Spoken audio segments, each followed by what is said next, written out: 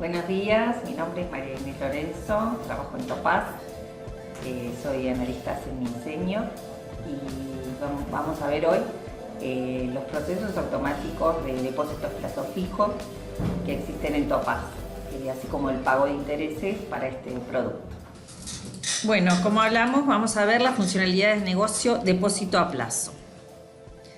Los temas que vamos a ver es qué es la definición de depósito a plazo, el devengado y pago de intereses, las renovaciones y cancelaciones, los pagos periódicos y dos conceptos de qué es un depósito a plazo transferible y emisión de certificados. Bueno, la definición de depósito a plazo es llamado comúnmente DPF, es una operación financiera por la cual una entidad financiera, a cambio de un mantenimiento de ciertos recursos monetarios inmovilizados en un periodo, reporta una rentabilidad financiera fija o variable. O sea, por tener nuestro dinero en el banco en un plazo que vamos a decir, por ejemplo, 3 meses, no lo voy a mover, el banco tiene ese dinero para poder hacer inversiones y luego cuando llega el vencimiento nosotros poder generar una rentabilidad. Además del dinero que depositamos, poder tener una ganancia, unos intereses por haber tenido ese dinero fijo ahí en el banco. El término plazo fijo proviene del hecho de que el tiempo durante el cual la inversión permanece inmovilizada se estipula al comienzo de la misma. O sea, siempre va a haber, al ser un producto de plazo, siempre va a tener un vencimiento. O sea, a partir de hoy, por un año o por 3 meses o por un mes, voy a dejar este dinero fijo aquí en el banco. Al llegar la fecha de vencimiento del depósito, la persona puede retirar todo el dinero o parte del mismo. Y si el depósito es renovable, puede volver a generarse un nuevo DPF con un nuevo vencimiento. O sea, todas las negociaciones que se hacen con el DPF se establecen al principio del contrato, donde se va a decir si va a ser renovable, si los intereses van a volcarse a una cuenta o se van a renovar con los intereses incluidos. Todas esas negociaciones tienen que ser claras y están en el momento que contratamos un DPF y llevamos nuestro dinero al banco.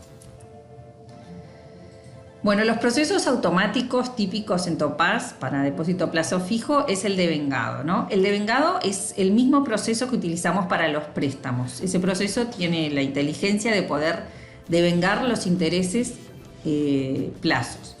Ejecuta dentro de la cadena de cierre, que también van a verlo mucho en la cadena, que tenemos un proceso de devengado de cálculo y luego un proceso de contabilización, donde va guardando a resultados los intereses que se van devengando. Otro proceso importante también es el pago de intereses por depósito a plazo fijo, en donde allí también es o pago o cancelación. Muchas veces se definió inicialmente que el DPF cancela al mes y bueno, ya no renueva y además de pagar los intereses, termina ahí la operativa. Estos procesos de pago de intereses y cancelación por lo general corren en la cadena de apertura del banco, porque por lo general el cliente quiere hacerse de esos intereses el mismo día en que vencen. Entonces puede llegar a retirar el dinero de sus intereses ese mismo día. Por eso es importante que sea en la cadena de apertura para que ya los tenga disponibles. Al ser un contrato con un plazo acordado de las partes, el banco puede entonces mejorar las tasas ya que dispone mayor certeza sobre el manejo de fondos. Vamos a ver que los procesos de renovaciones, el proceso de renovación podrías definir diferentes criterios para tomar la tasa en el momento de renovar y ser una tasa mejor para el cliente, porque vas como viendo en qué situación está el país o el banco y bueno, podés ir negociando y mejorando el negocio, ¿no? Para los dos, ¿no? Tanto para la persona que pone un depósito en un banco como para la ganancia del banco. Según las normas regulatorias, además por lo definido anteriormente, pagan menos encaje, beneficio que trasladan parcialmente al cliente. También se definen parámetros para el cálculo, como si se calcula por una tasa nominal o una efectiva, por años comercial o civil. Eso es en el momento del cálculo, si se divide sobre 36.500 o sobre 36.000, dependiendo si son días comerciales, que serían los días de 30 días, o días civiles, que es fecha calendario.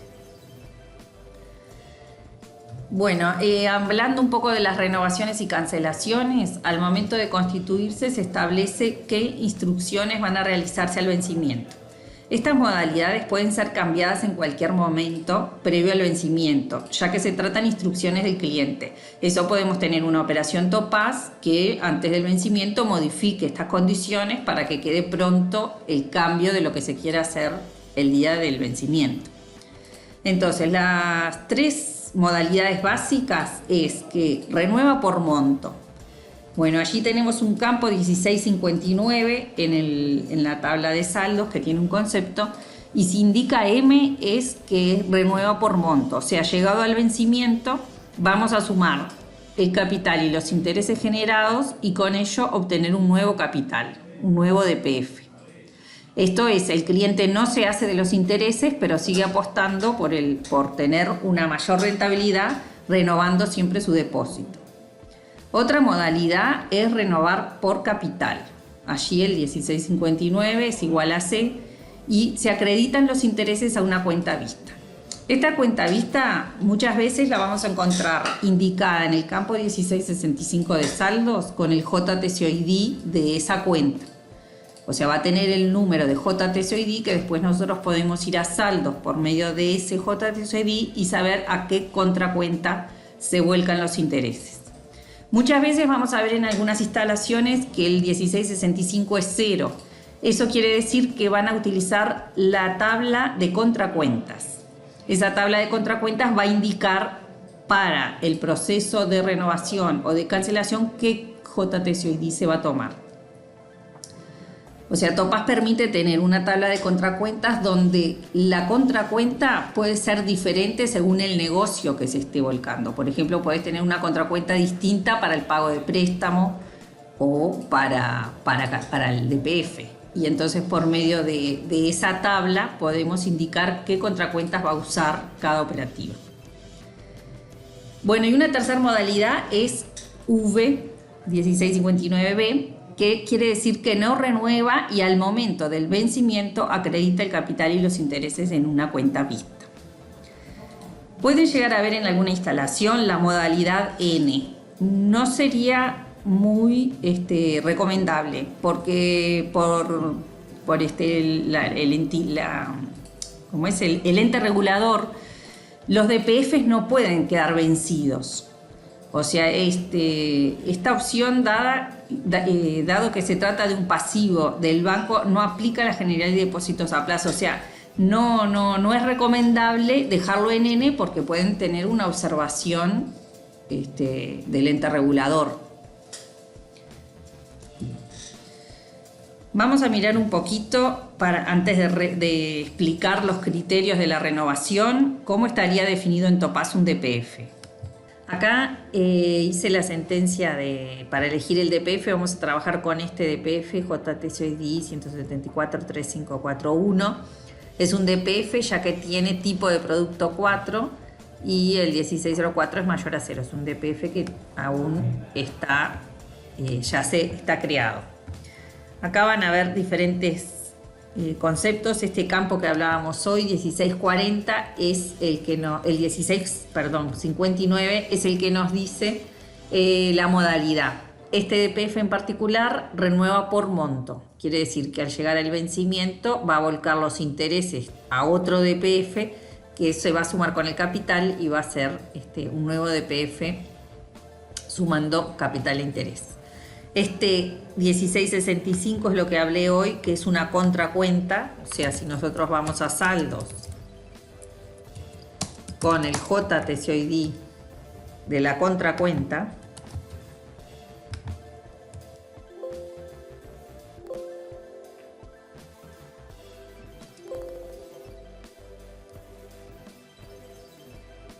Vamos a ver aquí que es donde se van a depositar los intereses finales o el pago de intereses. Es en una cuenta con este producto. ¿Ven? Este producto.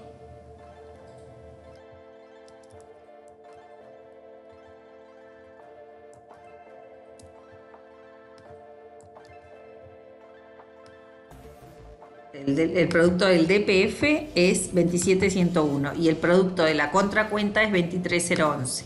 Estos dos productos son los involucrados dentro de estos procesos, ¿no? O sea, tenemos el DPF, que es tipo de producto 4, y acreedores operaciones por liquidar, que es donde va a volcar el importe de los intereses.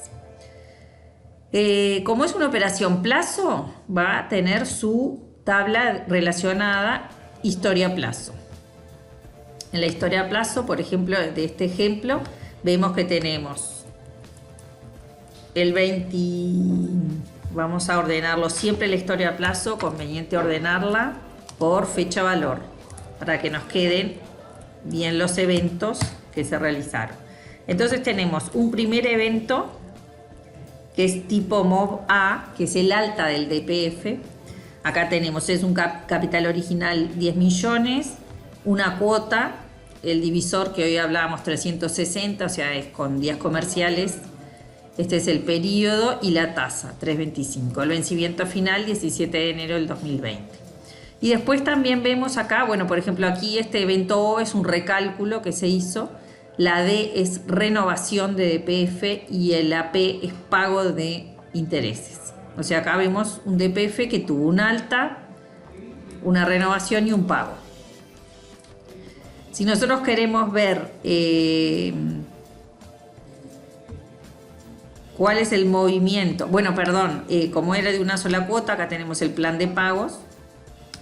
En el plan de pagos me está diciendo su vencimiento final es 17 de febrero del 2020, es por monto, el capital es 12.599,97 porque ya tuvo una renovación por monto, por lo tanto eran 10.000 más los intereses que volcó, y en esta próxima renovación los intereses son 35.259,97. O sea, este es el saldo de capital y saldo de interés. Vamos primero a ver conceptualmente estos campos importantes para la renovación y después vamos a ver cómo hizo el asiento contable de renovación. Bueno, hablábamos del 1659, que quedó claro que es la modalidad, en este caso renueva por monto. Vamos a hablar del campo 1640. El campo 1640 es el criterio de renovación. O sea, las condiciones que va a ser para la renovación. Si el 1640 tiene una M, quiere decir que mantiene la tasa y plazo. Esta opción renueva por el plazo que está definido en el campo 1689 y por la tasa de interés definida en el 1632. Esa es la tasa de alta. O sea que si mantiene tasa y plazo, toma de los campos de saldos definidos en ese DPF. Bueno, seguimos con el siguiente criterio para la renovación, que puede ser D. Si el 1640 tiene D, quiere decir que para renovar mantiene el plazo y obtiene la tasa. ¿Cómo obtiene la tasa? De la tabla de tasas.